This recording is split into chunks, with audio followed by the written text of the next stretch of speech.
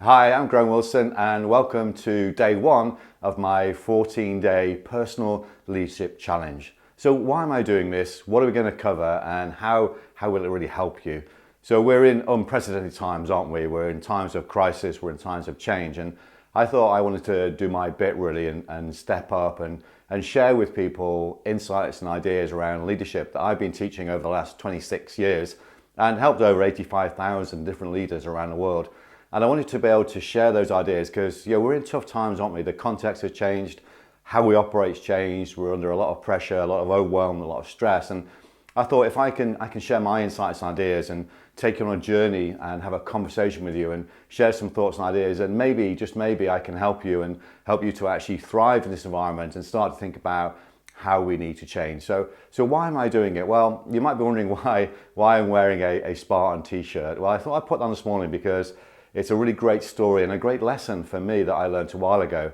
So my daughter's fiance, Craig Smith, is really into his Spartan races and Spartan events. He was actually going to go over to Sparta this year to compete in the World Championships, but unfortunately, obviously, that's been cancelled now. So I guess he'll be happy with the more training he'll be able to get in.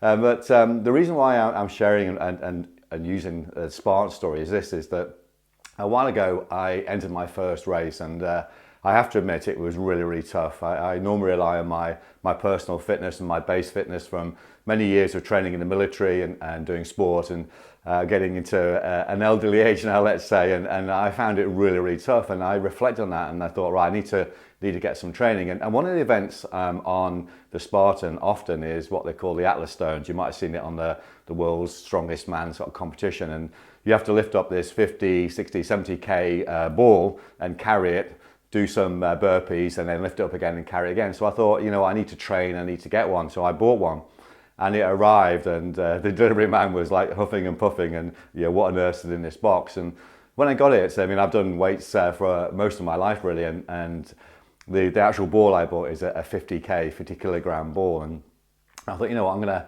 have a go at this and just see what it's like. And I really, really struggled to actually get it off the ground. And I thought, I can lift 50K. Why is this 50K ball?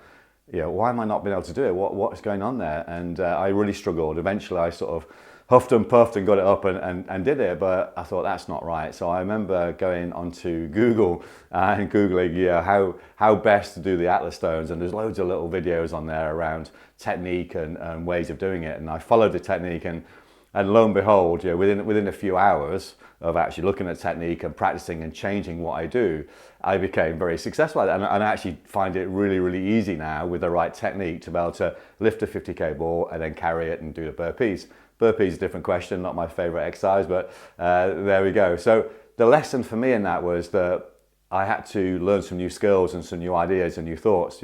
It's a different context, a different exercise, and you can't just get away with brute strength. You've got to use some techniques and tools. And that's really why I thought this morning I'd wear my Spartan t-shirt, because that lesson is something that we can all take, can't we? We can all think about the context we're in and the situation we're in. And I think one of the failings I see a lot in leadership, not just in the times of crisis, but overall, is that leaders will progress through organizations and they'll be very successful, and suddenly they start to struggle. And the reason they're struggling is because they haven't stepped back and looked at the context they're in and thought about how do they actually lead in a different way. So there might, for example, be a fantastic crisis leader or an amazing project manager, and they get promoted and they become a CEO of a business, and they're having to be more strategic and deal with shareholders and deal with bigger picture stuff, and they really struggle because they're still using the same techniques and tools that they have been using for many years, and they haven't analysed the context and thought about it. So on this video one, what I'd like to do is really share with you the context of leadership and how that's changing, not just during the crisis, but overall. Over the past, I would say, 15 years, we've seen a significant change in the way we operate.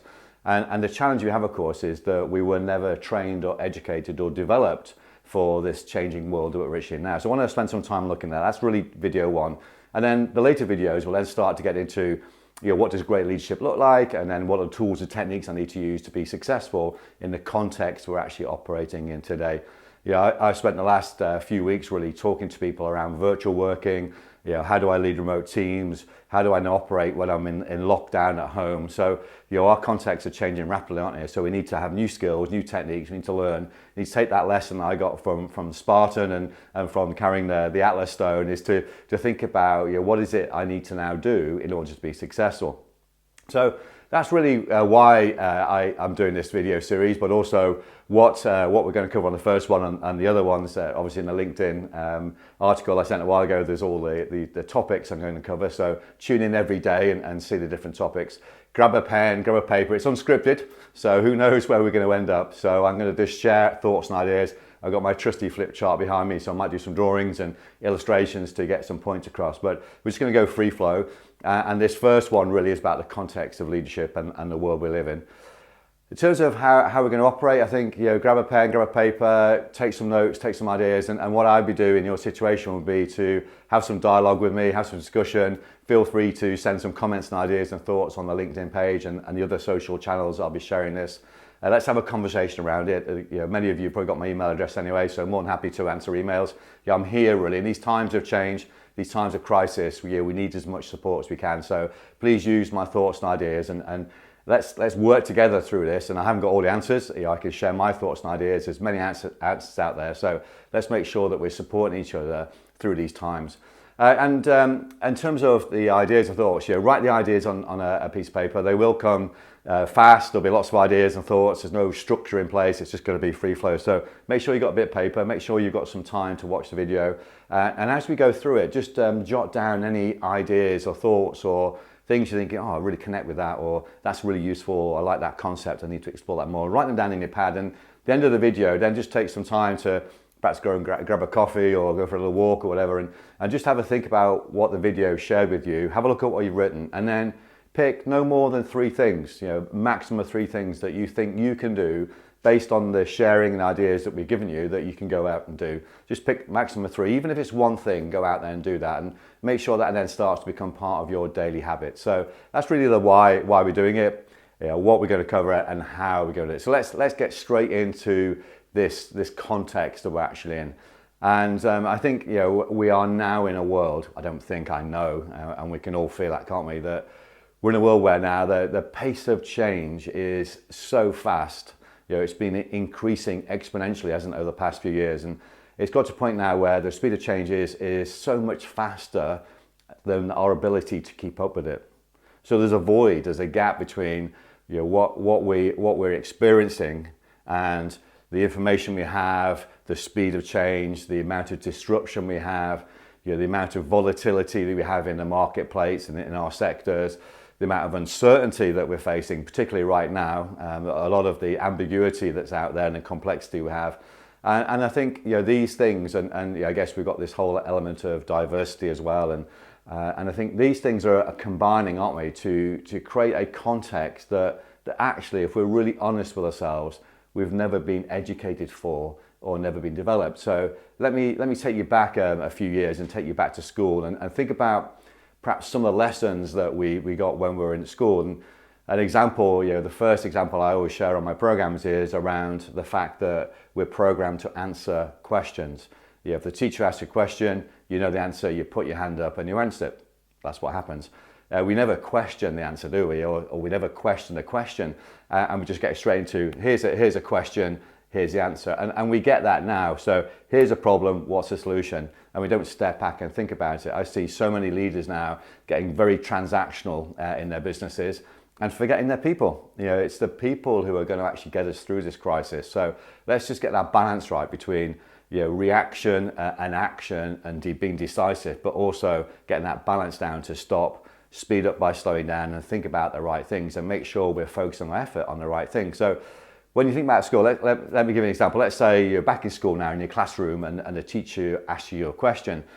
If you know the answer, of course, you put your hand up and you answer it. What would happen in your school if you go back then and think about it and you're sat there in the class and the teacher asks you a question and you start having a conversation with your classmates, you're debating it with them. What would the teacher have probably said to you? And I've asked this question around the world for many years now, and always the answer is, stop talking, you're cheating, don't be a chatterbox, and I want you to work out the answer yourselves. And I often think about that and think, many of us have been taught this fact that collaboration and team working is cheating.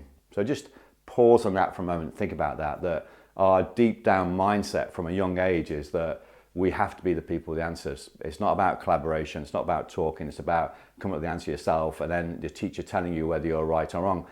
And I think that is so fundamentally flawed in today's world, because when we're in this foggy situation where, if we're honest, we don't even know what the problems are, never mind what the solutions are, how do we know the answers? It's wrong, isn't it, to think about the leaders have all the answers and it's all down to this decisive, iconic leader to drive us through and lead from the top and tell us what to do. I think that is so flawed. And I think what we need to do now is to remove that mindset and start thinking about the intellectual capital we have. In the foggy situation, the best thing to do is to stop, think, and come together and start to challenge each other, think about ideas, support each other, care for each other, and use the intellectual capital we have to start coming up with some of the answers going forward. The worst thing we can do is, as leaders, is to run around and try to be this person to put all the fires out, to solve all the problems ourselves, when we've got all this intellectual capital. And the other side, of course, it's very motivational, isn't it, for our people to be involved, to be included, to be thought through, to be adding value themselves. And we're all in the same crisis together. So let's use that and think about that. Another example of that is that, of course, when we were at school, I guess before, or certainly for me, before Google was invented and before the internet, is that the teacher was always right. And I think as leaders, it's very easy to fall into that trap as well, isn't it, of becoming the teacher.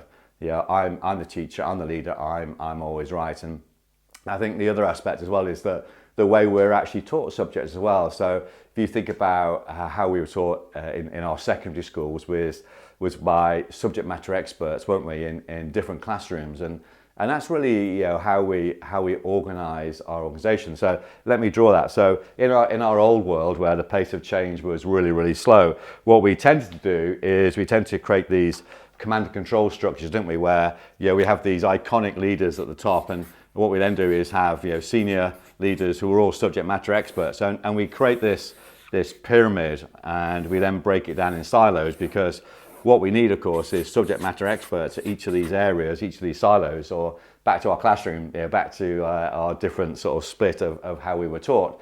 And these leaders now lead these different silos in organizations, and these people at the top here make all the decisions, don't they, because they're experts and they know what to do. And what happens, even if the business started as a very entrepreneurial business and very adaptable, it gets to a point where it gets messy, and we create this command and control structure where the people at the top need to grab control and start to give some form of direction. The problem is that direction starts to get into control, and we create this over-managed and under-led organization. So let me give you an example here. If I join the organization here and I need some help, then typically I would probably go to my line manager. Would you agree with me? Absolutely. So my line manager then probably did my job anyway years ago, and this obviously is in the old world. And they probably did my job, and they're the expert. And an example of this is we use the dreaded word appraisals, don't we? You've come across that word? So in performance management systems, we have my line manager who's going to appraise me and tell me how good I am. That sort of worked in an old world where this person was the expert and knew what this person was going to do anyway, so they could actually give them some advice and support. And of course, they would go to the person above them, and then they would go so on to the top. So the implication when you think about that, of course, is that all the knowledge in our organizations is at the top. And it probably was in the old world, because things weren't changing and it was pretty stable, it's very predictable, it wasn't volatile, wasn't uncertain, wasn't complex, wasn't ambiguous. So we're in this world where this sort of worked okay.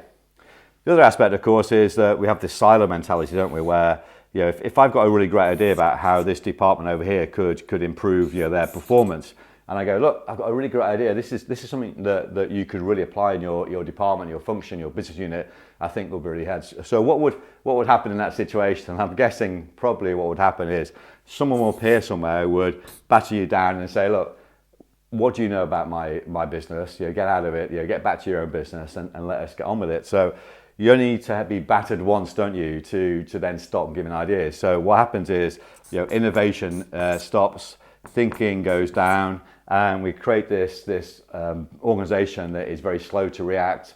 I call it the attendee-itis, where people are not really engaged. They just come to get a salary and get their money and do their stuff and hit their KPIs, hit their numbers, and do the bare minimum to be okay. And we sort of got away with this in times that weren't as challenging as they are now. And if you think about the speed of adoption of technology, you think about the disruption of the virus that we're having right now, and what's happening there is that this model is flawed, isn't it? Because the problem with this model, of course, is that it's not agile enough, is it? It's just too slow. It's a command and control situation, and it just will not work in the context we have. Now, the problem we have is we have many managers and the odd leader that have grown up in this environment and know how to work the system. They know how to attend those important meetings, don't they? You know who they are. They go to back meetings. They're really busy. They have those review meetings where we all sit around and everyone has to tell the boss what they've been doing, and it's very micromanaged, and we have KPIs coming out our ears. We're not trusted, and we know there are leaders out there and managers out there who are operating that way because they were successful in this world, and they are now struggling. And I see it all the time where people are, as I said before, we're getting too transactional and not thinking about the people. So the problem we have with this is that in our new world, where the pace of change is quicker than our ability to keep up with it, and we're in this disruptive, volatile, uncertain, complex, and ambiguous world, full of diversity as well. This gap here is a great way, or these acronyms here is a great to try this gap, is that it just won't work that way anymore, will it? It cannot work in that situation. And when you think about leadership in that old world, was that this is all about leading by knowing the answers. It's all about leading from the top. It's all about telling people what to do. It's about control, processes, and mechanisms. In our new world, it's all about leading without knowing the answers.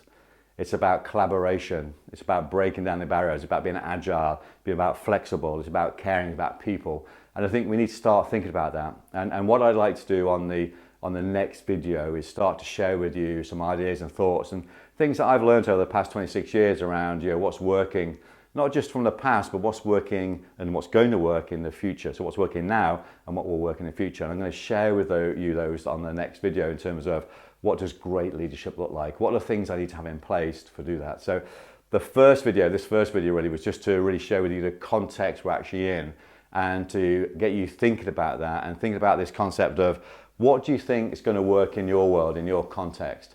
And I always look at leadership, it's a bit like in the old days, back in the day when you used to have these graphic equalizers as part of your stereo system, one with the record player, your tape deck, your radio, and the graphic equalizer was designed to change the frequency of the sound to make sure it's perfect for the room in. And I think that's the same with leadership these days. We're having a graphic equalizer, and this context is different to this context. So what we now need to do is start to shape the shape and change the frequencies and change the things we're doing. So in the old world about command and control was different. This is all about empowerment.